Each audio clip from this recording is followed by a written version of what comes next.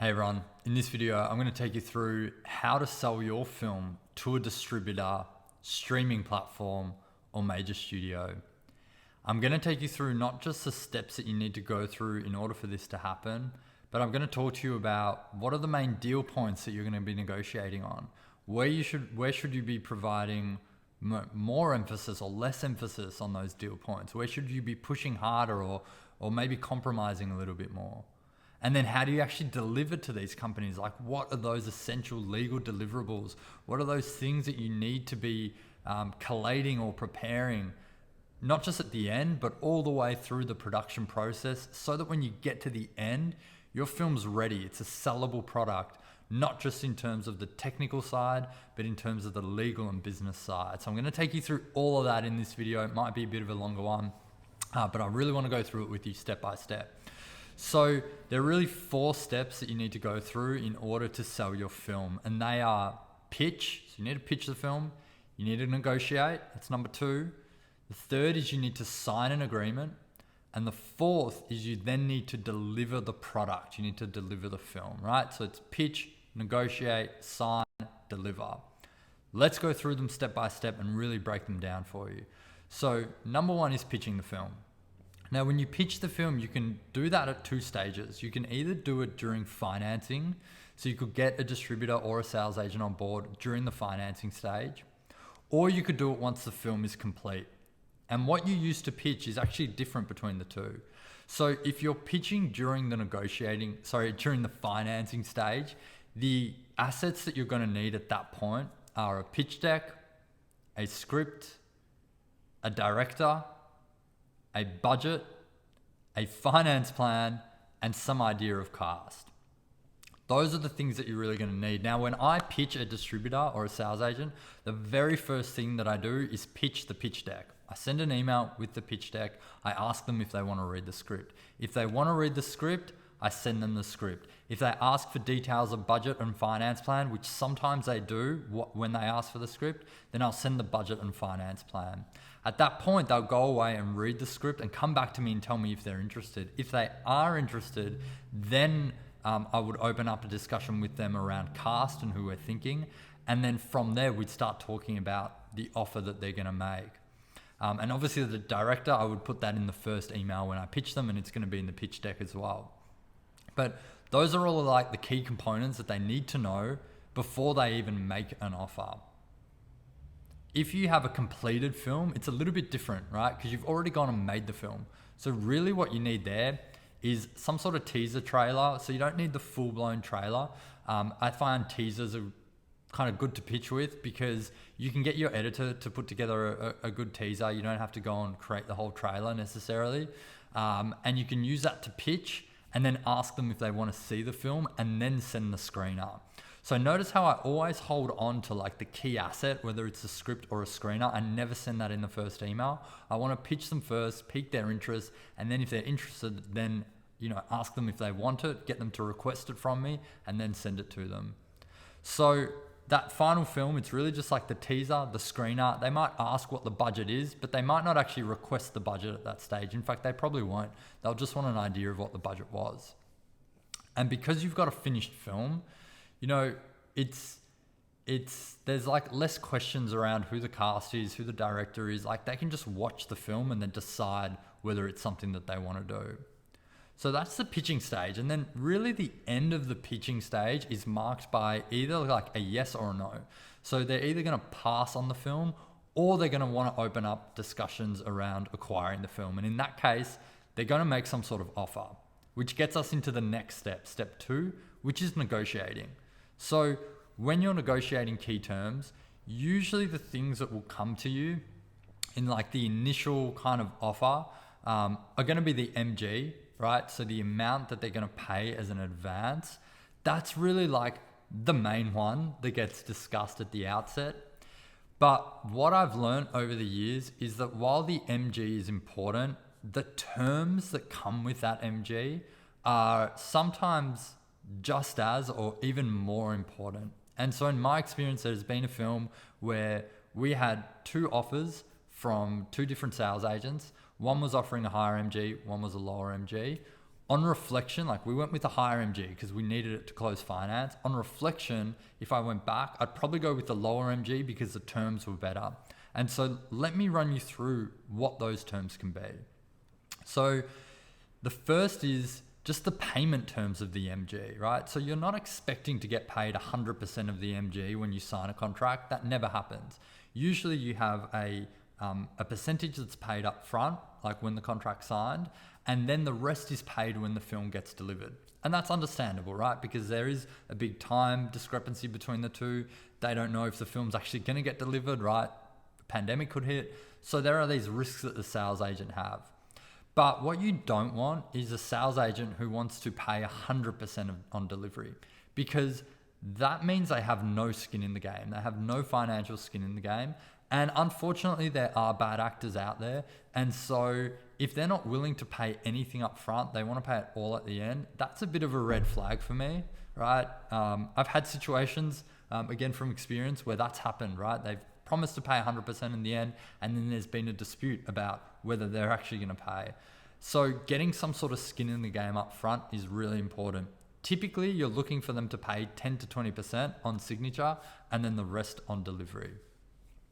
Another important term is the term of the agreement. So there we're talking about how long is the agreement? Is it 10 years, 15 years, 20 years, 25 years? Now, what I will tell you is terms are typically long, right? And that's something that can be a bit of a surprise for you when you do your first film. But I've certainly signed contracts. I think the longest is 20 years with a sales agent. The reason a sales agent will want a really long term is because if they sell it to a US distributor, they're going to want a really long term. And so this is something that I think you just got to get comfortable with or used to. These companies really want to maximize their return over a long period of time. And for them, their ability to sell their company largely depends on these contracts. And so the longer those contracts are, the more valuable they are and the more valuable their company is if they try and sell it. So that's really the kind of incentive behind it for them. But you will see long terms. Now, with all these, and sorry, term and terms is a bit confusing. So I'll say terms when I mean all the different terms, and terms specifically where I'm talking about the length of a contract. But all these terms are negotiable, right? So you can always decide what's important to you. Like, do you want to kind of negotiate a little bit down on the term? Like you want to get the rights back sooner, but you're willing to accept a smaller MG? Or do you want a bigger MG and you're prepared for the term to be longer? So that's one, just the term of it. The next one is the splits. So what are the commissions that these people are charging? So if it's a sales agent, what is their commission? Their commission will typically range from 15 to 25%, 25 on the high end, 15 on the low end. And that can also be determined by these other factors. So if they're putting up a big MG, they probably want a bigger commission. On the flip side, if they're putting up a small MG or no MG, then you as a filmmaker want to be bringing that commission down to close to like 15%. The next one is, and just on the splits, if it's a distributor who you're negotiating with, like a local distributor, then they're going to be looking at like so if it's released in cinema, what's the splits? If it's on VOD, if it's on TV, if it's ancillaries, what are all those different rights and what are the splits? What are the commissions that the distributor's keeping and the commission that you're going to get paid? Typically these days, everything's roughly 50-50. In the past, DVD used to be skewed heavily towards the distributor, but because distribution's not really a thing anymore, that's no longer the case. Sometimes with TV, you'll see 40-60, but typically it's like 50-50 across the board. So if you see a contract and the distributor's trying to like milk those splits, then again, bit of a red flag. But yeah, you want to bring them down close to 50, definitely 50 across the board, other than TV, which might be 60-40. Next one is territory. So just checking which territories they're actually taking. If it's a sales agent, are they taking worldwide rights? Does that include North America or not include North America? If you're in another country, so in Australia, for example, we would always keep the Australian rights ourselves so we can sell that directly to a distributor. So a sales agent would be taking the world, excluding Australia. If you're in North America, it depends. Like, you might want to give a sales agent the worldwide, including North America, even though you're based there, because North America is such a big territory and you might not have relationships with distributors. On the flip side, if you have relationships with distributors, or you can find someone who's just going to handle North America, then the sales agent could take the rest of the world. But just being clear about what those territories are.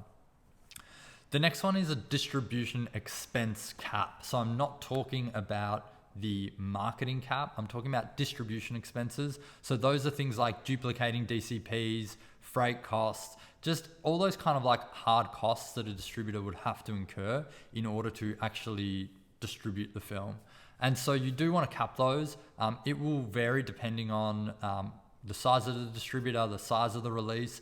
So that's something that you might want to discuss with your lawyer, which we'll touch on in the next section, in the next step. But just know that you do want to cap those distribution expenses somewhere. And then that obviously segues into marketing. So with a sales agent, you want to cap their marketing expenses because their job is basically to go to all the film markets and sell the film on your behalf to different distributors. And so you want to cap their expenses. And typically the cap is going to be between 20 and 50,000, right? USD. Now, again, depending on the size of the sales agent, it might be lower. So, if it's a bigger sales agent, it might be higher, but it is an area that you can negotiate. And so bringing those caps down as much as you can is really important. So I would try and negotiate hard there. With the distributor on the flip side, it's not actually about capping their marketing expenses. It's about understanding how much are they actually going to spend on releasing the film, on promoting the film, on their P&A budget in order for the film to succeed. So on that side, you actually want a commitment from the distributor about how much they're going to spend or how they're going to release the film, rather than capping them, because you don't really want to cap them out. If the film gets legs and starts doing really well, you do want them to have the ability to continue promoting the film and spending money on that side. So those are really like the key terms. And what's really important at the outset is if you get a offer of an MG figure, the main things that I would be asking for on top of that, before you kind of keep negotiating around the MG, is what are the payment terms for the MG? What is the term of the agreement? How long is the term?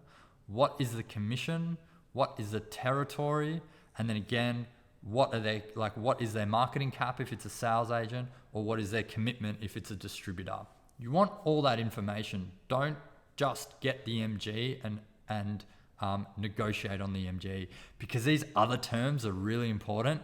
And if you're not aware of these terms and you don't know how to negotiate them, it's an area that you can really lose out on. Like, even if you get a great MG, if the payment terms are bad and it's a really long, like it's a 25 or 35 year agreement and their marketing cap is like 100K, like there are ways that these other companies can negotiate hard against you to really make it in their favor, even if they offer a great MG. So you really have to be cognizant that there are all these other terms and that you have to know those terms up front. I've absolutely made that mistake where all I've negotiated on or looked at the outset is the MG, and then you get into the contract, but by the time you get into the contract, you've kind of stopped negotiating with other sales agents, you've moved to some sort of agreement, and it's not that you're locked into that sales agent at that point, but you're kind of into the process with them, and so it's hard to then go back. So that's definitely a lesson that I learned, and one that I'll be sticking to in the future, is not just the MG, but I want to know some of those key terms up front. So that takes us to step 3. Once you have those key terms and they're agreed on, usually that could be a verbal agreement, or it could be more likely like email. You're going kind of back and forth. At this point, you might not have the lawyers involved. It's usually just like you and the either the head of acquisitions, or maybe it's the owner of the company, and you're negotiating these terms. Once they're agreed in principle, then it's time to hand it over to your lawyer. And it is absolutely essential that you have an entertainment lawyer or attorney look over these contracts. It's no good getting an attorney or lawyer who doesn't understand entertainment law or doesn't practice in entertainment law. Even if they're a great commercial lawyer, there are just clauses and nuances to the film industry that you need someone who specializes in this area. So at this point, you have to hand it over to them. And these agreements can be lengthy. Like I was just before recording this video, I was having a look at one of my agreements with a sales agent. It's 56 pages long, right? 56 pages. And so there is no way as a filmmaker, and like I have a legal background, but even with my legal background, I still work with a lawyer because there's no way that I can review that contract in detail and not miss anything. There's also just wording is important, like wording of clauses, how things are worded. There's just all these nuances. Anyway, I probably don't need to labor the point anymore. Get a lawyer to handle the agreement. Now, at this point, it's going to be your lawyer dealing with their lawyer, and you're going back and forth, and they're still negotiating here, right? Because like your lawyer might be pushing back on things, their lawyer is going to be pushing back on things, and so you will still need to like use your own decision making or discretion about what points are really important to you that you don't want to let go of, you want to like negotiate hard on, and which points do you want to compromise on. And there has to be a bit of pull and pull between the two parties in order to get to a final agreement. But going back to step 2, if you've agreed on the main deal terms in principle, then at least like when you're in the contracting phase, you're not going back and forward on these points. And if someone tries to renegotiate at that point, you can just say, well, that's already been agreed on. I've already agreed to it. Like it's in this email. And so that gives you like kind of confidence that the main deal terms are kind of locked in, and you're really just negotiating about all the periphery things, which are still very important. But they're not those key deal terms. What's important to happen, or what's important with the lawyer signature phase is that it doesn't take too long, right? So you want to be responding to your lawyer quickly. You want to be reviewing what they're saying quickly. You don't want to be the one slowing the process down. And obviously, if you have some sort of timeline that you're working towards, if you have a start date, like a date you need to close finance by, you obviously need to be aware of that, but also be aware that if there is a time crunch, that's actually not in your favor. So if there's a deadline coming up that the other side knows that you need to sign by in order for this finance to close, that's their advantage, right? Because they know that you're going to have to make concessions in order to hit that point. So having more time available to you to execute the contract, like to negotiate the contract and to have your lawyers going back and forth, the more time you have in that phase, the better. But obviously you want to keep things progressing, right? You don't want them to just slow down or stall to the point where, you know, it seems like there's this deadlock and nothing's going to happen, because either party could walk away at that point. So keep that in mind as you're going through the, execution or signing phase. So that's step 3. And then step 4 is actually delivering, right? So contracts are signed. If it's during financing, you've gone and made the film. If your film's completed, you've signed the contract, and now you need to deliver it. So what do you actually need to deliver? The first thing is you need to deliver the film, and you need to deliver the trailer, and you need to deliver all those kind of file specs. Now, I have done another video on deliverables, so I encourage you to check that out as well. But just knowing that, it's really like the trailer and the film are the two kind of film files that you need to deliver. Then you will need to deliver some stills, a poster, possibly an EPK. Those are kind of like the main film specific ones. And then we get onto the legal and business side. And this is where there's like a lot of deliverables that you need to provide. And so making sure that these documents are being collated as you go through the production process makes your life at the end much easier. Again, I learned this the hard way on the first few projects. Getting to the end, the admin wasn't taken care of the whole time, and then I'm stuck doing like all this admin, trying to go back and like find all the paperwork, and it becomes a real headache. So learned that lesson. Now it's just a matter of having this stuff done as you go through it. So what are the key documents? Chain of title. Again, if you don't know what that is, it's absolutely essential. Go and learn what it is, or find one of my videos where I go through it. But you need to have your chain of title documents. You need to have all your cast and crew agreements. You need to have all your music agreements. So whether it's a composer or licensing agreements, you absolutely need those. You need E&O insurance, so errors and omissions insurance. And if you don't know what that is, it's critical. No distributor is going to take your film without E&O insurance. Particularly if it's a US distributor, they're going to want copyright registration in the US. Doesn't always happen in other territories, like doesn't happen in Australia, but the US needs it. You need to get a title report. You can find that online. It costs about $1,500, but that's something that you need. You'll need to provide your final budget, your final finance plan. You may need to provide a final cost report. So that's where making sure that all your accounts are set up properly at the start. You have a production accountant doing all the doing the books as you go, preparing them at the end. Having all that stuff in place is really important. Depending on the sales agent or the distributor, or even just your preference as a producer, you may have what's called a CAMA, which is a collection agreement. So that's where you have a third party who actually collects all the revenue that the film makes and then disperses it to, first, basically it will have your waterfall of who needs to get paid, and it is responsible for paying people through that waterfall. So they would pay your investors back, for example. But if you have a CAMA, and I do recommend having a CAMA past a certain budget level, probably if your budget's over if you're out of micro budget, if you're over 500K, you probably want to have a collection account set up. So definitely look into that. But if you do have one, that's part of the deliverables. There's a contract that needs to be signed with the collection account. All the various parties need to sign that. So any financiers, any distributors, any sales agent, even that is quite an extensive agreement. So that would be part of the deliverables. Credit list, really important.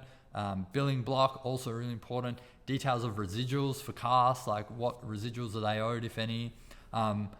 That's not even the whole list.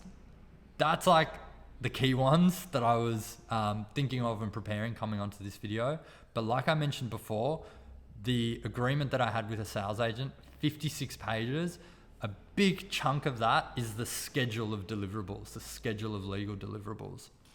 So that will give you a really good idea, but now you understand that step 4, delivering, it's like its own job in itself. So you also need to decide who's going to be responsible for doing that. Usually it falls on the producer. And so if you're producing the film, you need to know that this is coming. If you're smart, you will get the line producer to make sure that they're basically preparing all these documents as the film's being produced, or collating them, so that at the end you have them all. It's just a matter of basically delivering them to the distributor. Or what you might do is even engage the line producer to come back on board the film after post-production for a week or 2, or however long it might take, just to get all these documents together ready for delivery. For us, when we work on a film, if we jump on board as an EP, we actually take care of this for the filmmaker. So we executives produce the project, help them raise finance, they go and make the film, and then we come back in and help collate all this material, because I know how hard that is for a producer to do at the end, and how much of a time suck it is when you could be basically working on getting your next film financed and getting your next fees from that project. So that's it for this video. That's how you sell a film, and that's all the 4 steps that you need to go through, and the things that you're going to encounter along the way. Now, it's a bit of a long video, so if you have any questions, please drop them in the comments section below. And if you like the video, hit the like button. All right, that's it for this one. I'll see you on the next one.